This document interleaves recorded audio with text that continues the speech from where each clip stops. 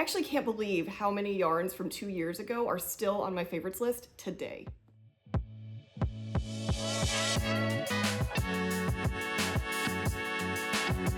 Hi everyone, and welcome to episode 75 of Not the Worsted Knitting Podcast. My name is Michelle, and I am the knitter and knitwear designer behind meeshyfrazz Knits. In today's episode, we are going to be doing a yarn review of sorts, but this is going to be a yarn review from items that I knit 2 years ago. Not too long ago, I did a review of all of the yarns I worked with in 2025, and a lot of people found that really helpful. I found it really helpful to actually go through and see which yarns I really loved that kind of held up over the last year, and maybe which yarns I found a little bit disappointing. I had a few people actually comment saying they love to have more information on this for years to come, and it made me think about how it might be fun to go back an additional year and look at the projects that maybe I've even forgotten about, or projects that I wear so much that I didn't even think about how long I've had them in my wardrobe. And you know, once they kind of pass that year mark, I feel like they're not as new and shiny anymore, you know? They become part of your wardrobe, part of a staple where maybe they're a little less precious. That isn't always the case. I do still have a couple of extra precious items in here. But they just become more everyday wear. And I think once you kind of hit that point, you start to wear things more naturally and organically, and that's when it's really a good test to see how the yarn is wearing over time. So I've gathered a list of almost all the projects that I knit in 2024. This does not actually include all of them, only because there are a few where I don't have the samples anymore, and so there's really no way I can, you know, gauge how well the yarn did if I don't have the sample to show you.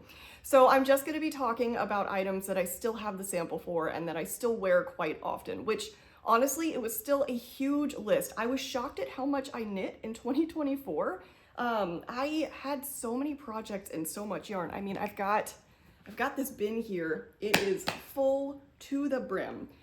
We are bursting with yarn over here. So I'm really excited to get started and start sharing some of this. So why don't we go ahead and start. I'm going to try to stay in order based on like earliest to latest, but I am going to be shifting here and there just based on how I use specific yarns. So there are some cases where there's a project that I knit at the beginning of the year and then a project I am going to share that was knit at the end of the year, but because I use the same yarn, I'm going to share them together just because that makes more sense. So why don't we start with, honestly, probably my all-time favorite yarn. This just happens to be at the beginning just based on the order of my projects, but it should come as no surprise to you that the first yarn I'm going to talk about is Fyberspates Cumulus.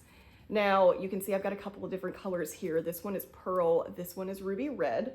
The fiber content is 74% baby Surrey alpaca and 26% silk. It is a lace weight yarn. It comes in 25-gram balls and it's 164 yards. So I used this for 2 projects in 2024. I love this yarn because it's a lace weight Surrey, so you can hold it with another fiber. And you can do a lot of things with it. There are times where I've used it for a marling effect, and then there are also times where I just want to hold it to add a little bit of weight, like bulk to it, and a little bit of softness and that halo. I mean, you can't beat that halo. It's just so fuzzy.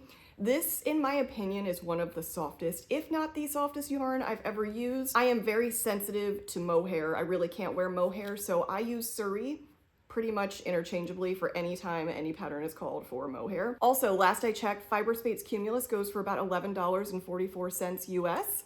And so you get a decent amount for your money. I don't feel like it's an outrageous price for the amount of yardage that you get. So the first garment that I used Fyberspates Cumulus in is Prismatic Reflection Sweater, the solid version. When I was working with this pattern, I wanted to do kind of a marled effect. And so the main color that I was using with this is actually a speckled yarn. And I just wanted to soften those speckles a little bit, and that's why I used the Cumulus, which I think did a really beautiful job. You can see that the speckles are still there, but they're quite subtle, and it doesn't take away from that very subtle diamond motif, and that was exactly what I was hoping for. It's also given it a really lovely drape. It's so soft. We have a visitor. Hello, Tuna.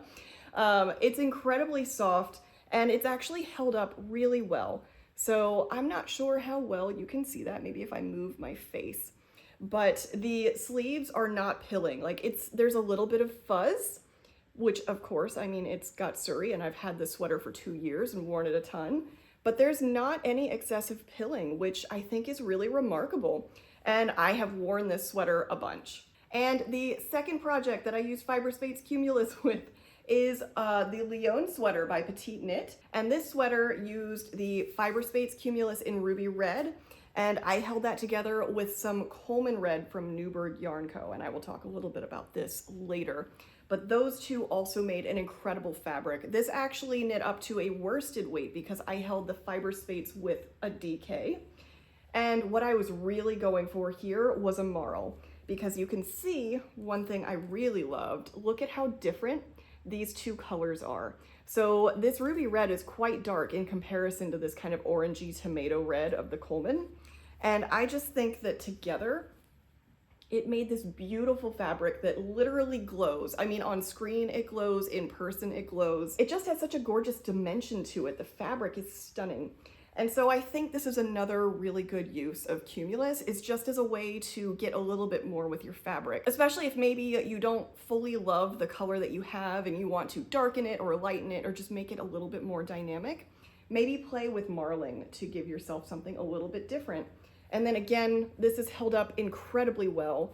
No pilling, no issues at all. This is really, really great. These both have held up perfectly. I have no complaints 2 years later. So when it comes to grading, just like my last video where I was reviewing yarn, we are going to be rating things out of 5 yarn balls, 5 being the best, 1 being the worst. So with my Fyberspates Cumulus, it should be no surprise at all that I am giving this a 5 out of 5 yarn balls. This is legitimately one of my favorite yarns. It's so versatile. You can use it in so many projects, and I just think it really elevates any project that you work with. So while I still have this beautiful red sweater up, I wanted to also talk about the yarn that I held with it, which is Newburgh Yarn Co.'s Hudson DK. This goes for, I believe, $30, and it is 100% superwash merino. It's DK weight, and 100 grams gets you 246 yards. When I first came across this red yarn, I actually saw this at Flock in 2024, and I could not walk away from this red. I saw it and I kept walking because I was, my first lap around Flock, typically I'm just kind of surveying, I'm seeing what everybody has, what I really want. I had some colors in mind that I wanted to buy, red not being one of them at the time, but I saw this red, this Coleman red, and it stuck with me. And so I had to go back and I bought a sweater's quantity with absolutely no regrets. And of course, it being a 100% merino, I wanted to make sure that I used it in a way to where it wouldn't pill too much. I don't know how this holds up on its own. I do want to note that because I've only used that in this one project. But I will say that in this project, not a single pill, not one. I don't know if you can tell, but look at how clean all of that is. It's so clean.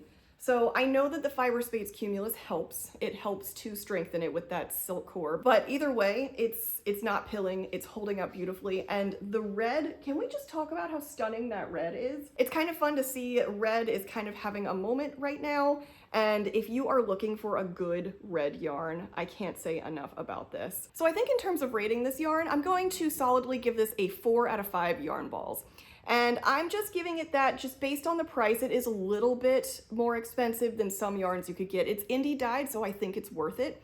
But I do want to take that into account when I'm rating all of these yarns.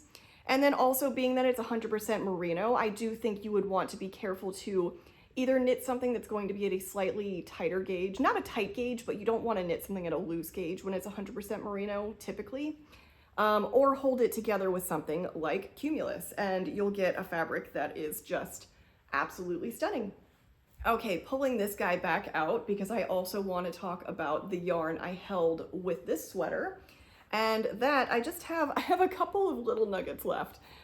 This is Lamb Good Fibers Classic Fingering. This goes for about $30. I also bought this at Flock 2 years ago. The fiber content in this is 80% superwash wool and 20% nylon. It's a light fingering, and 100 grams gets you 463 yards. With this one, I am kind of amazed. I don't know, I've knit a couple of projects with this, and I still have this much yarn remaining. I think I only bought 3 skeins. Maybe I bought 4, but I'm pretty sure I only bought 3, which is incredible. So it goes a really long way, and I think it's because it's a light fingering. I think there's just a bit more yardage than you would normally see in some fingering weight yarns. So I knit this entire sweater. I love the speckles in here. So what I loved about this yarn is it's got speckles of black, and then it's also got speckles of like a darker pink. And I just thought it was a really beautiful color. Together with this pearl cumulus, I think it makes a really beautiful fabric. And when I finished the sweater, I had so much left that I decided that I was going to do a pair of socks as well. So I ended up just doing this yarn alone, and I made a matching pair of Prismatic Reflection Socks. Now I want to note here, I'm going to be showing my socks that I made 2 years ago. And I just want to note that I love my hand knit socks. I wear them all the time. I wear them in boots, I wear them in shoes, I go on walks with them, I go on hikes with them, I will wear them out and about pretty much all winter. Like if I'm wearing boots, I'm wearing my hand knit socks. So be kind. These are all clean, but they've been worn a lot, and I think this is actually a really good way to see how these sock yarns are holding up over time. So I think these have actually held up pretty well, actually. I mean, they don't actually have a lot of pilling, nothing outrageous, I really don't think. Like, you can definitely see that I've worn down those heels and I've worn down kind of the base of the foot here. I really don't think anything looks outrageous here. I think the amount of wear on here is about what you would expect, and especially with the lighter colored yarns, you know, you have to be a little bit careful with socks. I think one thing I've learned over the years is that I probably want to stick with darker colors with socks, just because over time, especially if you're wearing them in like leather boots, you know, you might get some discoloration. I did make a mistake of washing a whole bunch of my socks together in warm water, including these. And so there was a little bit of blue dye from another sock that got onto these, but I don't think it's super obvious. And I think really these look pretty great considering that these are 2 years old and have been in constant rotation. So with that in mind, I think I'm going to also give the Lamb Good Fibers a 4 out of 5 yarn balls. Again, knocking off 1 ball just because of price, because it's a bit pricey, because it's an indie dyed yarn. But I think for what you're getting, you get this beautiful speckled color. They have a ton of colorways last I checked. And I have to say, like, everything is held up really well. The sweater is in fantastic shape. My socks are in fantastic shape, and I grab for these all the time. It's very soft, it's very comfortable, not a single complaint with any of these yarns. Next up is kind of an interesting one. These are 2 different yarns, but I'm going to talk about them together just because of the circumstances. So these are undyed yarns from Wool2Dye4. This one right here is Natural Fluff Fingering, and it is 38% baby alpaca, 25% merino, and 37% Pima cotton. It is listed as super fine fingering, and 100 grams gets you 437 yards. And then this is just Krypton Sock, which is a 75-25 merino nylon sock yarn. It is a fingering weight, and 100 grams gets you 436 yards. So these, again, they're undyed. You have to buy them in packs of 10. You can't just buy a single skein of this because typically they're selling in wholesale to dyers to dye up. But if you just want undyed colorways, like if you just want a white or a cream, then this is really the way to go. So a 10 pack of the Natural Fluff is about $101, which comes out to $10 a skein. And then a 10 pack of the Krypton Sock is $83.55 for 10 skeins, which comes out to about $8 a skein. So even though it seems like a big investment up front, you're actually getting a lot for your money. And I bought these 2 years ago. I still have so much of this fingering yarn left, so much. I think I have like 4 or 5 unused skeins. I mean, it's nice to have when you just need a little bit of undyed here and there. What I used it on was my striped version of my Prismatic Reflection Sweater. So with this sweater, I wanted a predominantly white sweater, and I wanted a marled effect where I was going to be holding the natural fluff throughout and then have stripes that were held with the natural fluff in sort of a marled effect to where the stripes would be a little less bold. And so basically we've got natural fluff throughout the entire garment, and then we have Krypton sock held with it, and then different colors for the stripes. Now, I actually think this is also held up really well. It is interesting though, you can see, so I knit this one and the solid one around the same time. This definitely has a little bit more wear and a little bit more pilling. I don't know how much it's showing up. I feel like you can kind of see that a little bit. I don't think it's crazy, like it doesn't bother me. I think after 2 years of constant wear, I'm not surprised by the amount of pilling that we have, but you can see the fibers kind of coming off of the sleeves there. So it definitely shows a little bit of wear over time, but this is about what I would expect. So I have no complaints here. I think this is a very comfy sweater. Actually, out of the two, I do wear this one more. I mean, partially, I just really love the stripes, but it also is just a really cozy garment. I will note though that the natural fluff is definitely heavier than the Fyberspates Cumulus, or really any sort of like lace weight Surrey. Part of it is that it's listed as a fingering weight, and part of it, I think, because it has cotton in it, it does give it a little bit more weight. And I think the cotton is actually just the core. So it's not like you're getting a ton of that cotton quality when you're knitting with it. Like, it wasn't hard on my hands or anything like that, but you can feel it in the weight of the garment. Like, this is just a bit of a heavier garment.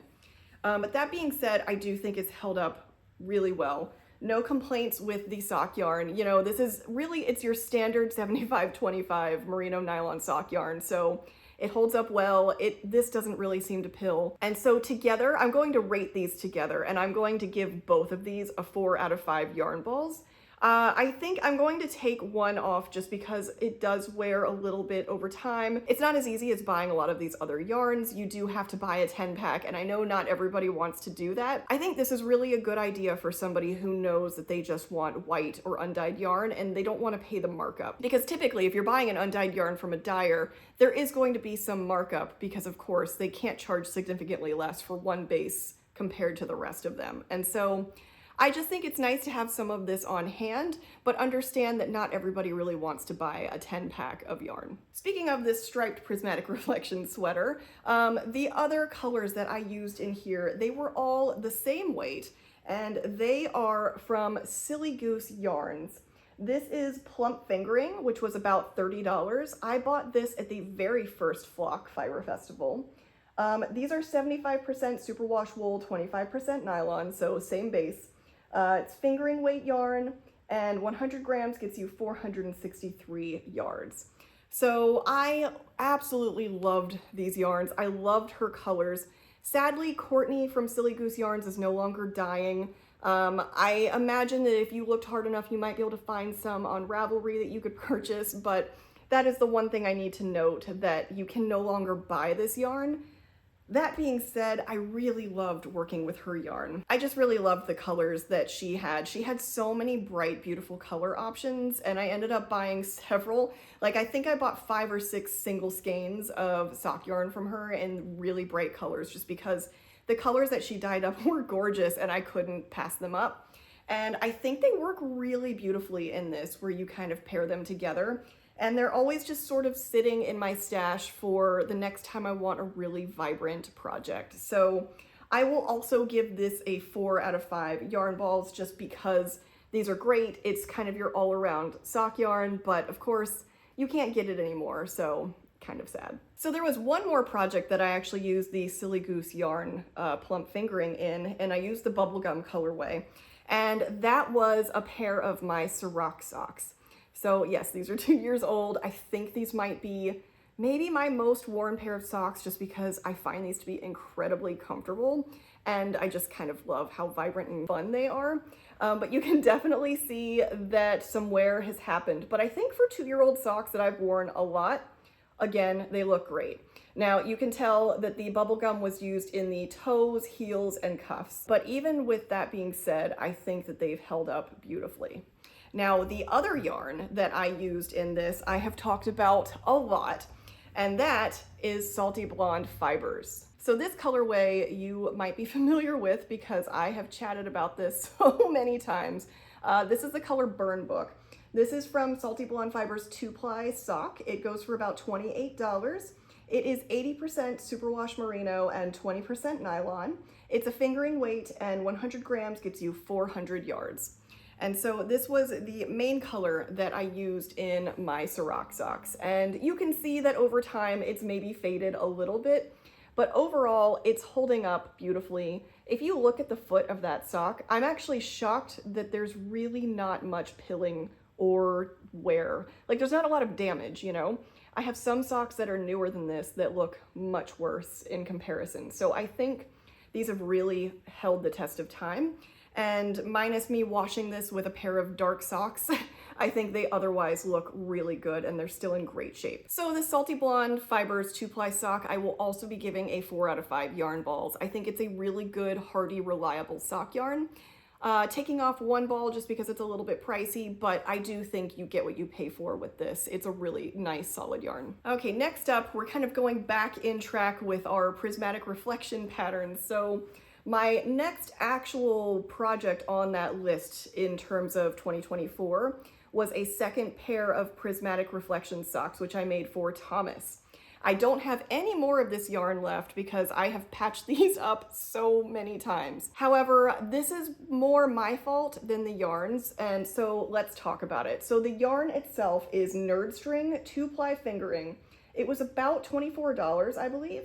It is 100% merino.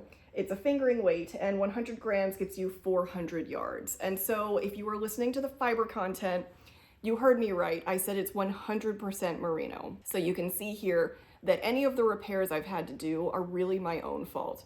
When you're knitting socks, I know that there are some people that are okay using, you know, just 100% wool socks, but you have to be really careful with that, and you have to have a plan to try and felt them along the way. And so there's a very particular type of yarn you should be using. And this was not it. This was one of those where I'd made my Prismatic Reflection Socks, and I asked if Thomas wanted a pair, and I let him go through my stash. And I had this with all of my other fingering weight stash, and he grabbed it. And even at the time, I knew better, but he really liked the color, so I just decided to go with it. It was the first time I'd ever knit a pair of socks where there wasn't any nylon, and I was like, let's just see what happens. Spoiler alert, they fall apart. So let me see, I don't know how well you can see. You might notice that the heel looks a little bit different. I had to rip out both heels and re-knit them. Fortunately, it's an afterthought heel, so that's easy to do. It's easy to rip out and replace. And what I did when I re-knit the heels is I actually held it with a thread of nylon, like very, very thin nylon thread.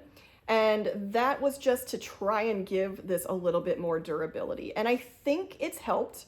I will mention though that Thomas is a little more nervous to wear these now just because of how quickly they wore out. Like, he wore out the heels quite quickly. And then I guess I haven't patched this one yet. You can kind of see the wear on the foot. It's actually not too bad. He had completely worn out the other foot, I believe. So I had to repair the other foot, and then I had to basically rip out both heels because those were just completely lost. It's really my own fault, but at the same time, because of that, I'm of course not going to give this yarn a perfect score. It's a little bit pricey. It's also, I don't think you can get this yarn anymore. This Knerd String yarn, that line, I think is actually under Salty Blonde Fibers now. I think they are all under one dyer company. And I know that there are still some bases that might be hanging on, but I don't think it's something you can actively get. Just for the sake of my own luck with this, I'm going to give this a 3 out of 5 yarn balls because it's not something I would use again. I actually have another skein of this yarn in navy, and it's one of those where I have to think deeply about what I'm going to use with it. And whatever it is, I will probably end up holding Surrey with it just because I know it's not the strongest. It's, you know, it's 100% merino, and so it's not gonna last if you're not careful. Next up on my list, we have some Lana Grossa Lace Seta Mulberry. This is a pretty fun yarn. It's a little bit different than a lot of yarns that I've used. It is 35% silk, 35% alpaca, and 30% merino. It goes for about $17. It's a sport weight, and it's 50 grams, gets you 191 yards. So each of these balls is 50 grams, and the yardage is pretty decent. I got this yarn on clearance early 2024, I believe, maybe even 2023, because I might have had this for a bit. And it's an interesting one because it's a sport weight, it's got some silk in it, it has some really nice drape to it, and it's also got a nice halo. And so ultimately I decided to use this in my moon set tee, and this is a pattern by Ozetta. This is a beautiful V-neck pattern. It's got short sleeves. This was actually, I think the pattern was meant to be knit in, I think maybe like pure silk. And so it actually recommends that you do rolled hems, which I did not do because this has wool and alpaca. What I will say about this yarn, it's a beautiful, beautiful yarn. I would not wear this as a summer garment. The alpaca, this was the first garment where I really learned about how I need to be careful with alpaca. I have a few sweaters with alpaca, but it's a light amount of alpaca, and I'm wearing it when it's cold out, so it's not as obvious. I tried to wear this a couple of summers ago out and about for the day, and I was dying. I was so hot. I was sweating so much. It was so uncomfortable. And again, that was a lesson learned at the time that, you know what, maybe don't put alpaca in something I'm trying to wear in the summer.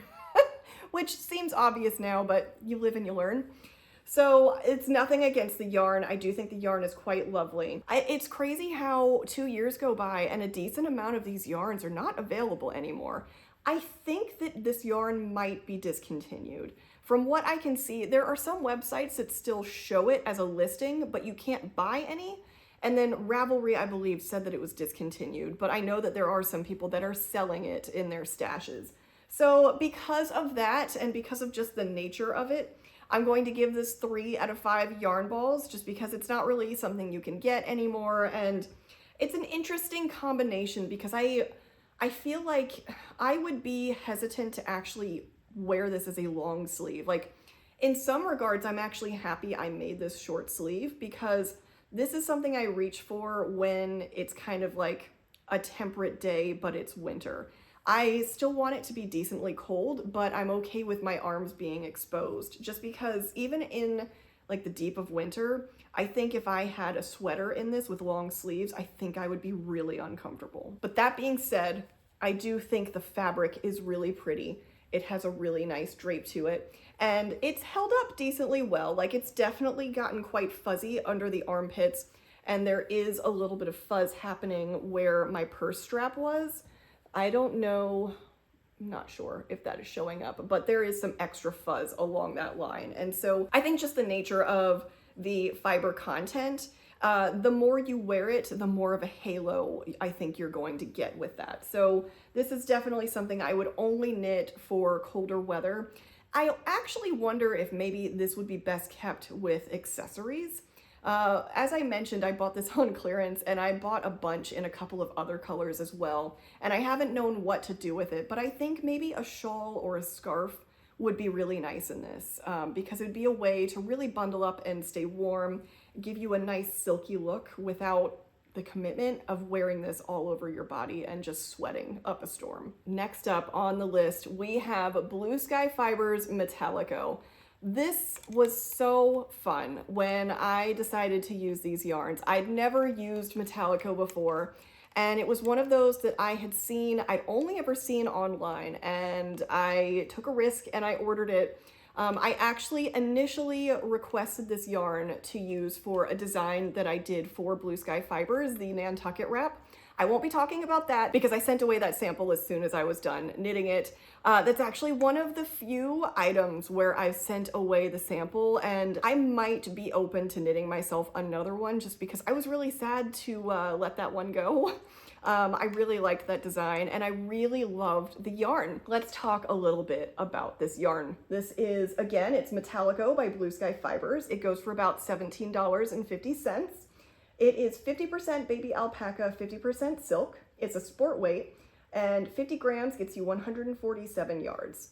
What I really love about this, so I mentioned it's baby alpaca and silk. So I tend to be a little bit sensitive with alpaca. I am not sensitive with baby alpaca. And I think it's such an interesting combination to do 50-50 with these two blends, because the silk, it makes it really shiny. You get these really vivid colors. And then the baby alpaca gives you a halo. It makes it really soft. And then also just between the two of them, look at the drape on that. Like there is no memory at all. And so when I knit up the Nantucket wrap and was finished, I was shocked by how much I had left over. So of course, when I'm designing something, I always order more than I need, just because you never know what might happen and gauge swatching and if things change over time. But I ended up with a lot more than I expected. And so I decided that I wanted to do kind of a scrappy top. And that led me to knitting up the Everyday Attitude top. I think this is by Suzanne Sommer. And this, oh my God, this was so fun. I had to rework this a few times just because of the modifications I made to the stripes. And that's only because I wanted to include multiple colors. I think the pattern only has you alternating 2 colors. And I wanted to add a bunch of colors. I really thought this made such a beautiful top. Now, because it's silk and alpaca, it's heavy. And what I mean is, like, there's weight to it. Like, it definitely pulls down a little bit. So this is a top that I really wear more in the transitional months, like springtime. Actually, right now, this is kind of the season where I want to be wearing this, where things are starting to bloom. You know, it's sort of starting to warm up, but it's still actually pretty chilly out. We're not out of winter yet, but you know, things are looking up. That's when I like to wear something like this, and I've been really comfortable in it.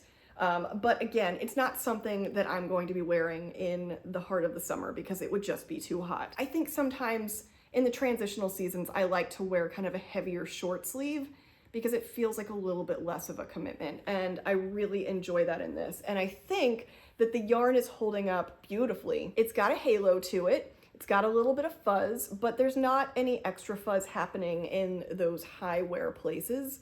And I think it's got a beautiful sheen to it. The colors are so good. Also, you will notice that there's white in here as well. There was no color bleeding. I was a little bit nervous about that when I was working on these, and I did block it with color catchers.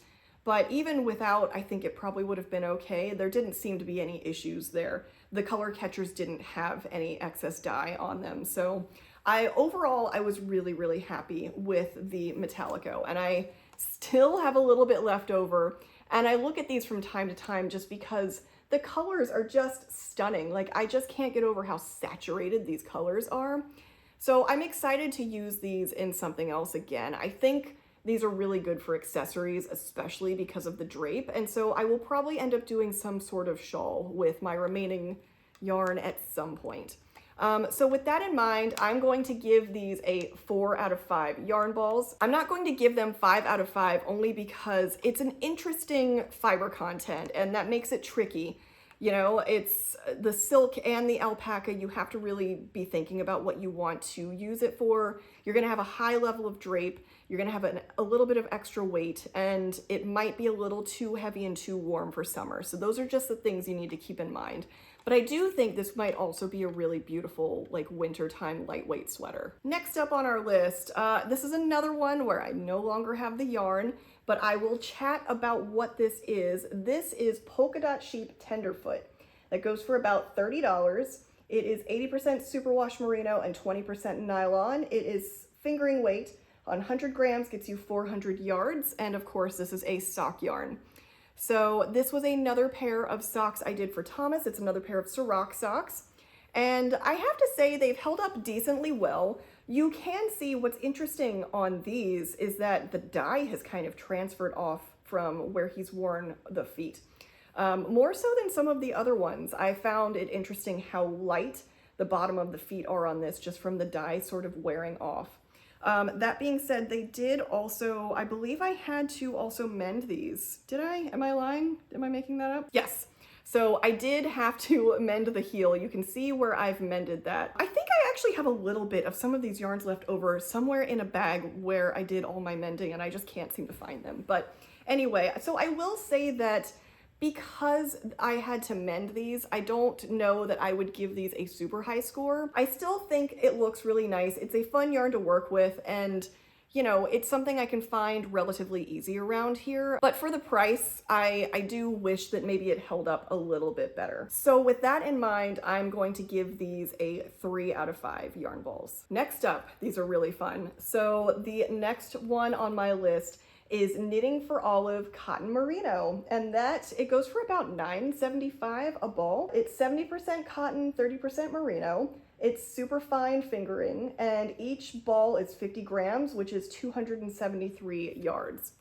So I used this for the first time in 2024, and it was one of my first times using a cotton merino blend. I believe I'd used one previously the year before, but it was more of like a bulkier weight. This was my first time using a cotton merino blend in a fingering weight. And what I wanted to do was knit a nice summer top, like a proper summer top that I would feel comfortable wearing. And I wanted to do it in my Prismatic Reflection Sweater, but like a tea version. I really wanted a summer tea version where I could use the fingering weights together for the same marled effect. And so what I did was I held this throughout, and then I swapped out the stripe colors. And so I was always holding 2 yarns together. So it actually makes a DK weight yarn, and this is the finished result. And you can see here, I think this came out really beautiful. It has held up incredibly well. I do wear this a lot in the summer. This is one of the few summer tops that I've knit that I actually feel comfortable wearing in the summer. And that just comes down to the fabric. The 50% cotton, 50% merino, it's such a nice balance. The cotton just makes it generally more comfortable for summer. There's more breathability there. And then the merino gives you a little bit of that memory and softness that you don't get with 100% cotton. Like, it doesn't feel like a wash rag, it feels soft. And I just think the two balance out so well and make for such a nice, comfortable garment. I do want to note one thing that I learned with this fabric specifically, and I've noticed it with some cotton merino blends, is that when you block it, what ends up happening is it kind of expands widthwise and shrinks lengthwise. And that definitely happened here. Like, you can see, it's quite cropped. I have wanted to go back and actually like rip out this ribbing and then just knit it longer. And I think at some point I will, maybe before this summer, I will do that. That's just something I want to warn you guys about if you use this, that make sure when you're swatching to do a pretty big swatch, measure the width and length before and after just to see what it does, because it was a pretty significant difference of how it grew widthwise and shrunk lengthwise. I do love this yarn. I think it's decently priced. There are a lot of color options. There aren't as many color options for the cotton merino as there are for kind of like their general merino and silk lines, it doesn't seem like, but it's still a pretty good amount of colors. I mean, I think that the colors, I ended up buying a bunch of colors while I was trying to figure out exactly what I wanted to use. And I was impressed with the variety in colors I could get and how bright. I mean, this is a very vibrant color for a cotton. And I'm just really impressed with the vibrancy of these. And so overall, I would probably, I've been back and forth on this one between whether I wanted to give it a 4 or a 5 yarn ball. I'm gonna give it 4.5. How about that? Because I'm really, like, depending on the day, the minute, I keep changing my mind. And I think 4.5 out of 5 yarn balls, I think, is a good way to go, just because I do wish there were a few more colors, and you do have to be careful when you're blocking it with how the fabric changes. It does seem to change kind of significantly. However, I think it makes for a beautiful summer fabric, and I highly recommend it. Next on our list, we have Cascade Heritage. This is kind of a good all-around brand. So these cost $11.75. This is 75% superwash wool, 25% nylon. It's fingering weight, and 100 grams gets you 437 yards. I think what's great about this line from Cascade, pretty much all the lines, but they have like 1,000,001 colors in this. It's incredible how many color options they have. Like if you need a specific color, you can probably find it online. There's so many options. And the fact that you can get a 100-gram skein for about $12, I will never be mad about, ever. And this was an interesting one because I actually had a few people warn me about Heritage. I had a couple of people that said that they thought it pilled too much even for the price. And so I went in cautiously, but it was a yarn I want to use. I love knitting socks and I want to try all the different sock yarns. I want to know exactly how they wear and what's worth the money and what isn't. And on top of that, they had a great color selection. So the reason I used this yarn was because I wanted to knit a pair of Viking socks for Thomas. I had this book with a bunch of Scandinavian motifs and they had some Viking motifs that Thomas loved, and he asked if I'd make him a pair of socks with it. And so we went out to the yarn store together and I had him pick out his colors. And so these were the colors that he picked for his socks. And so you can see here, I have knit this not twice, but 3 times because it's a funny story actually. This first pair was actually supposed to be for him, and the gauge was just way off. He tried to put it on his foot and he couldn't, and it ended up that they actually fit me decently well. And so I decided to take this pair for myself, but I felt really bad having a pair for myself when he was the one who requested them. So then eventually I made him a pair. And then my dad liked them so much that I ended up making him a pair when he came to town. So I have knit this not actual pattern 3 times. And I have to say that maybe because I was warned and so I went in with low expectations, but I am overall decently pleased. Now, you will note, if you look at these, they are quite worn. Like you can see here that there is some pilling happening.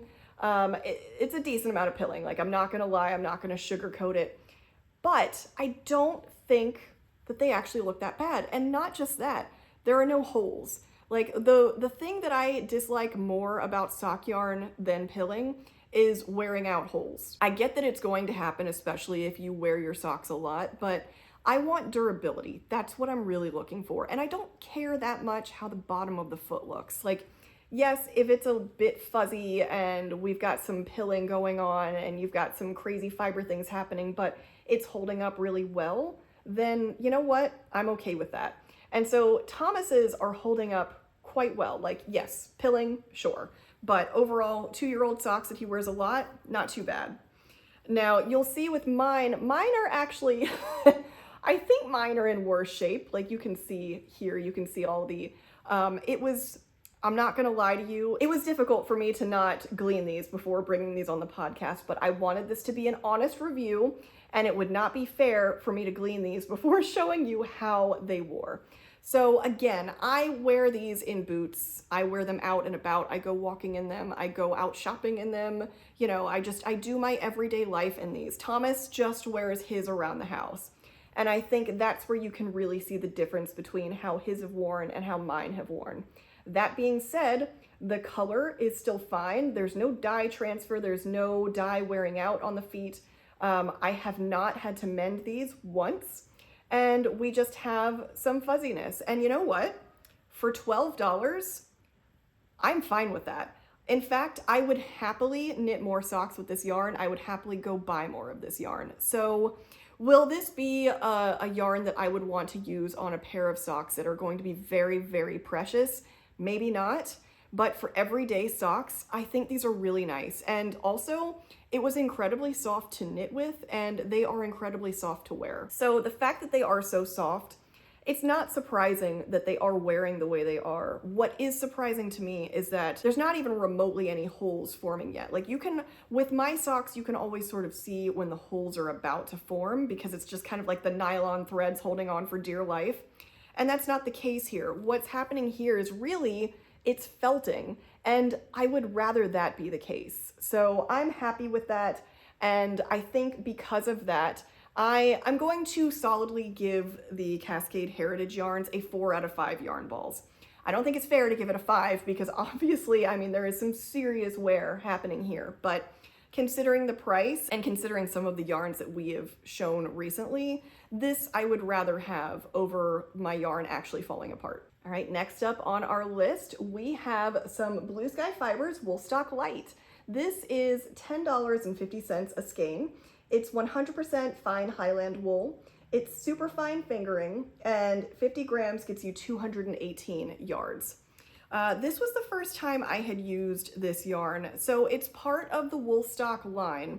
I found it interesting though because it feels very different from Woolstok worsted, which is what I had been very used to using. I've used Woolstok worsted in several projects. I've talked about it a lot on the podcast. And so I was really excited when I ordered this because I thought it was just going to be a fingering version of Woolstok worsted. But when I got it, so it's listed as fine Highland wool, and some Highland wool I can tolerate and some I can't. And this made me very nervous actually when I received it because it felt quite prickly on my neck. And that's not something that I've experienced with the Woolstok worsted. And it especially made me nervous because I was planning to knit a cowl in this.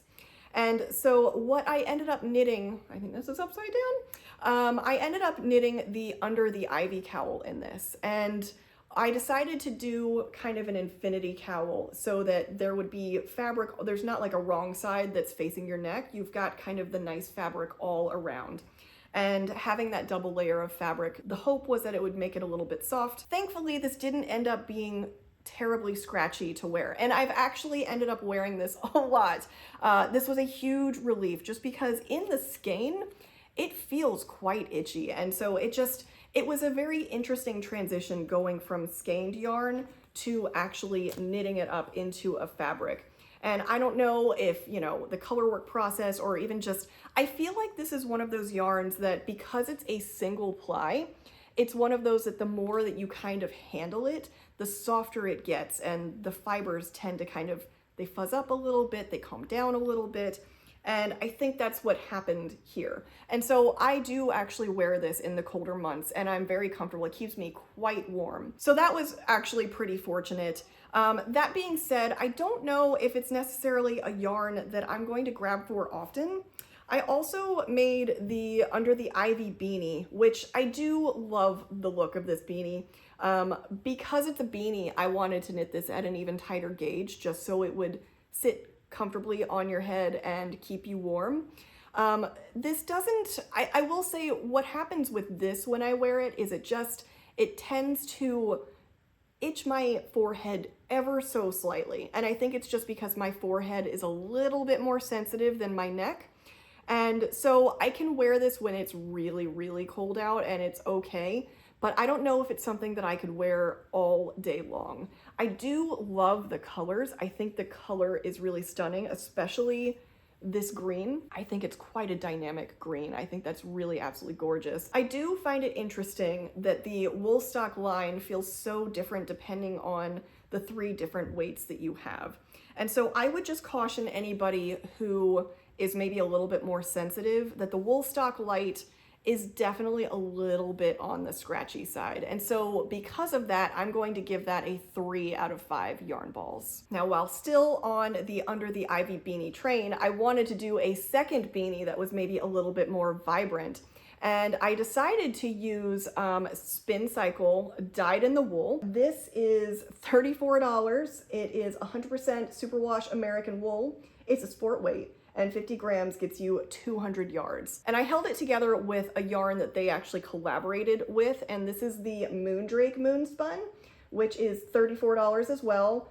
It's also 100% superwash American wool, sport weight, and then 75 grams gets you 300 yards. So you get a little bit more yardage with this than this. And so this is the beanie that it made. And I absolutely love the colors on here. I think it's just gorgeous.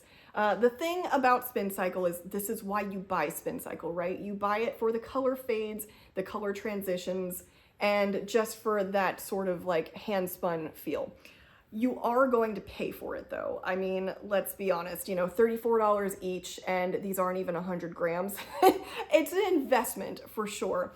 So I felt okay doing something like this for something small like a beanie because it goes much farther. Now, I will also warn, depending on your level of perfection, shall I say, you may or may not get all of your money's worth out of a Spincycle skein. So for instance, with mine, I ended up actually cutting this up a bunch to have the transitions that I wanted, because I ended up having a big chunk of dark brown here that kind of blended in with the background, and it just, you couldn't see it at all. So I had to cut all of that out. And I think, you know, you can't tell. Like, if I didn't say anything, I don't think you would ever know, but it sucks to do that with a yarn that's so expensive. That's one thing that I would probably say is maybe a con about this, is that if you're holding it with another yarn, which typically that's, you know, a lot of times I see people use Spincycle for color work, there are chances that some of the color might end up blending with your main color, just depending on how the fade happens. So I think because of that, I will knock it down, but I'm gonna give both of these a 4 out of 5 yarn balls, just because I really actually like the wool feeling of this. These are listed as superwash wool, but they definitely are like a toothier, hardier wool. And when I say toothy, I don't mean that it's rustic in like a scratchy way. It just has that kind of grip that you like in a wool when you're doing color work, and you can feel that on here. But when I wear this, it's very comfortable to wear. I don't have any problems wearing this close to my skin. And so I really enjoyed this. I love the way it looks. I love these colors together. I thought it was a really nice representation of the motif.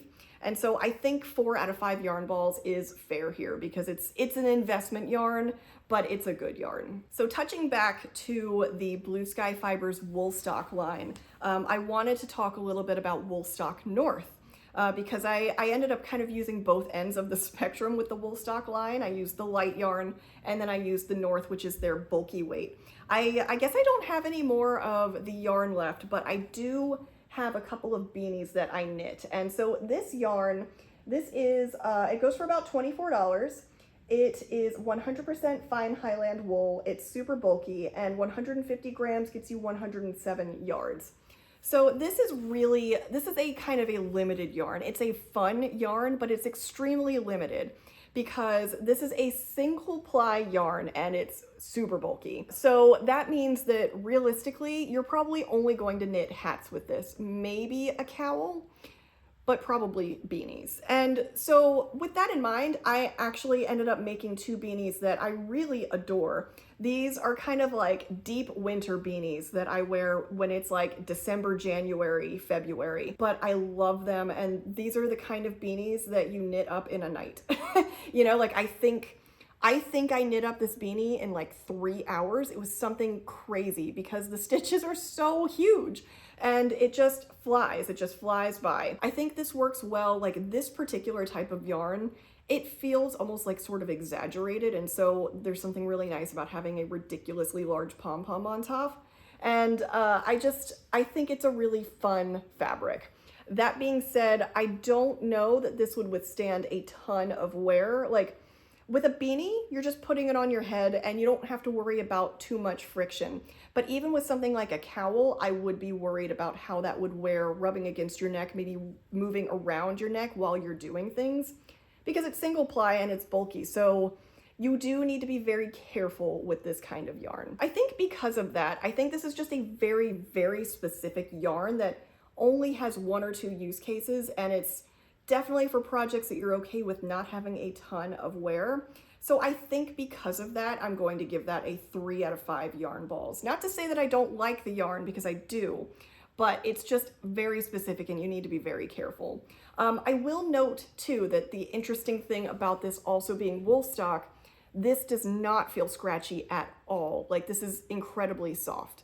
So I think that just adds to the fact that, you know, it's probably not going to last over time if you are applying a lot of friction to it. So just be very careful if you use this yarn and use it for precious objects. Okay, we're on our last garment now, and oh, what a good one to end with. So the yarn that we are talking about with this one is Illimani Amelie, and this is what I have left of both. This goes for about $24 a skein. It is 56% silk, 40% alpaca, 4% merino. It's a bulky weight, and each skein is 50 grams and you get 164 yards. So it's not a ton of yardage per skein. It's only $24 per skein, but that's getting you 50 grams. It was enough of a cost that when I was initially thinking about using this yarn, I did hesitate. But every time I would go into the store, I would squish it and I would feel it and I would look at the samples, and it was just one of those that kind of mesmerized me, and it was on my mind for months. And finally I decided to just go with it. I decided to knit the Rubinia sweater in this, and this is a design by Anne Vencel. This was a design that I'd had on my mind for a long time. I loved it as soon as she put it out. I thought it was a really beautiful pattern. It was just one of those moments where it had been in the back of my mind that one day I would knit this, and I went to the yarn store and I picked up Amelie and I was like, this is it. This is the yarn. Because, so this pattern, I think this pattern is technically also listed as a super bulky gauge, but you're supposed to be holding like 6 yarns together, and I wasn't about to do that. I just wasn't gonna do it. And so I wanted to find something where I could just hold 1 or 2. And I got a couple of skeins of this to do a gauge swatch, and even though this is also listed as, is this bulky? Yeah, this is just bulky. This isn't super bulky. And so my gauge swatch was significantly smaller than what it needed to be by like 3 stitches, I think. But I loved the fabric so much. I thought the fabric was incredible that I didn't want to hold anything with it because I thought that would be a disservice to the yarn, and I didn't want to hold it double. And I had already kind of made my mind up that I wanted this to be a Rubinia. So I did a whole bunch of gauge math to make it work. And turns out it was fine. I mean, yeah, I had to do some math. I had a little bit of nervousness between like mid-project blocks to make sure it was good. And let me tell you, it was. This yarn. So I love Fyberspates Cumulus. It's one of my favorites. This is another one of my favorites because it is stunning. Like, I wear this and I feel like I'm wearing a cloud. And the way I think about it is it's an investment yarn for sure. But when I think about how silky and soft and drapey this is while also being lightweight, and it comes up to a bulky weight gauge without me having to hold anything together. I think about how much money I've spent on yarn where I have held a Surrey with a fingering weight or a Surrey with a DK weight. And then I think about how much I spent on this, and honestly, it's about the same price. And so, yes, it is still a bulky weight, so you have to find something that will work with that. But because it has such a halo and because it's such a soft yarn, the stitch definition isn't super strong. So you don't really see the stitches so well, you just see the fabric. And that means that it doesn't look like a bulky weight garment. And it also doesn't drape like a bulky weight. One thing I don't like about bulky weight garments is they feel stiff, you know? They have no give to them. That is not the case with this. This is incredibly drapey. It's so soft, it's so bouncy, and it's really lightweight. So the Illimani Amelie, I want to use it again. I want to design something with it because I absolutely love it. It's such a gorgeous yarn, and this absolutely gets 5 out of 5 yarn balls, like no contest. Okay, so we have only got 2 projects left, and these were both holiday socks that I did at the end of the year in 2024. So the first one I'm going to go over, I don't have the yarn left anymore for this because I knit a couple of pairs of socks with these, one in a later year. But this is the Cozy Knitter Bliss, and this is actually a self-striping advent yarn. It's a sock set, which goes for $40, and it is 80% merino, 20% nylon. It's a fingering weight, and 115 grams gets you 420 yards. So I used these in a striped pair of Siroc socks. When I designed the Siroc socks, what I really loved about the motif was that I thought it worked really well in speckles, in stripes, and in tonals. It kind of worked on all 3. And because you have these vertical lines, I thought that horizontal lines would be a really cool effect to the pattern. It's just a little bit of subtle texturing on top of the stripe. So instead of doing like a vanilla sock, I could actually do something kind of fun with it and make it a little bit more interesting. And so let's go ahead and talk about the actual wear and tear on these guys. So again, I've worn these a decent amount. I will say, I don't know if it's because it's an 80-20 and it's a little bit woolier, that might be why. These have pilled quite a bit. I noticed it on the other pair that I knit as well, that these have definitely, they get fuzzy really quickly and they start to just look really worn pretty soon after wearing them. Now, that being said, they are holding up great. This is definitely like a sturdier yarn. There's a bit of thickness to this. So I am not super worried about wearing these out. Like, I actually think these are holding up beautifully. The only thing that's really happening is just a little bit of fuzz here, but I would say that that's on par with like the Cascade Heritage. Now, I will say though that this, you know, this is $40, so it's a lot more expensive than the Cascade Heritage. But then also I have to appreciate the work that goes into self-striping, and not just that, but different stripes for every day. Like, I have no idea how to dye self-striping yarn, but it seems really difficult and it kind of breaks my brain trying to figure out how they do it. I don't know. I have no idea how they do it. So yes, it is wearing out quite a bit, but I can't complain about these socks. So I think if I'm being honest and fair, I would probably say 3 out of 5 yarn balls for this. I don't know if I will buy this yarn again, just because I do think it has gotten quite fuzzy and they have worn quite a lot, but I do love these and I love wearing these and they make me happy. And so I think it's like solidly in the middle for me. Like, I don't hate the yarn. I have no large complaints, but it's not on the favorites list. Last but not least, we have one more pair of socks, and this is such a fun one. So this is Tiny Human Knits Merino Nylon Fingering. And this is actually in the Nutcracker line that she did. It was a very special line for the holidays. It was $23. This is an 80/20 merino nylon base. It's fingering weight, and 100 grams gets you 400 yards. And I also bought this as a sock set. Unfortunately, I don't think I can get this yarn anymore because I don't think she's shipping outside of Canada, which I get. I don't blame her.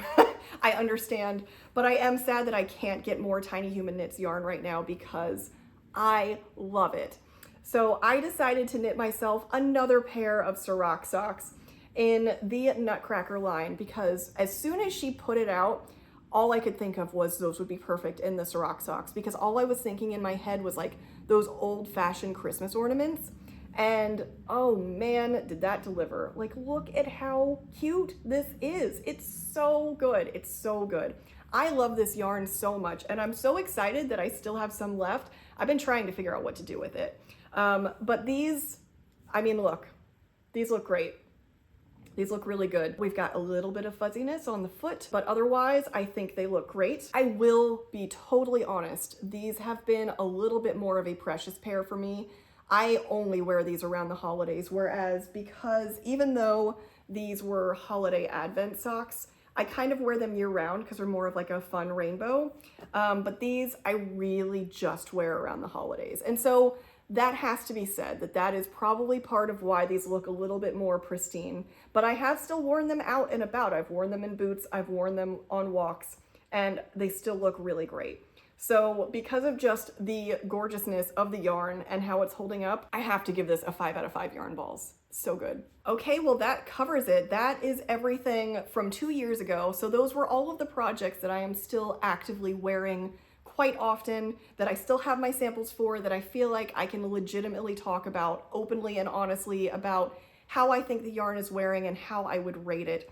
I would be so curious to hear if any of you have had similar or even different experiences with some of the yarn that I've shared, or if you have any questions about the yarn that I showed. I found that I really love doing these retrospectives because I think when we get in the zone of knitting and always trying different yarns, we kind of know what some of our favorites are, but you just want to kind of work on the next project and the next project, and it's really fun to take the time and look back on all of the things you've worked on and really be honest about what you like and what you don't like. Because I think there are times where I've held on to certain things that I really don't like wearing because I feel a special attachment to it, either because of the pattern or because of the yarn, but not the pattern. You know, like it very much depends. Like sometimes you find that combination that's absolutely perfect and it's something that you wear all the time and you love.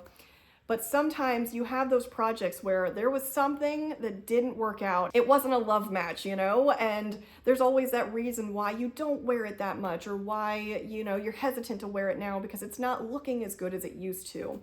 And so I would love to hear your feedback on if you have used these yarns and have experiences similar to mine. And if you didn't, let me know why. Let me know if you had a different experience and what happened with you. I would love to hear about that. And if you have any favorite yarns that you would recommend using, please let me know. I'm always on the lookout for new yarns. Not like I really need more right now, but you know, it's always fun to experiment, right?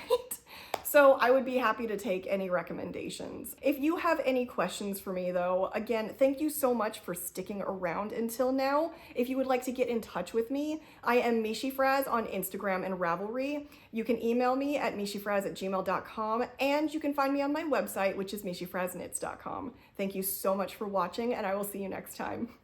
Bye.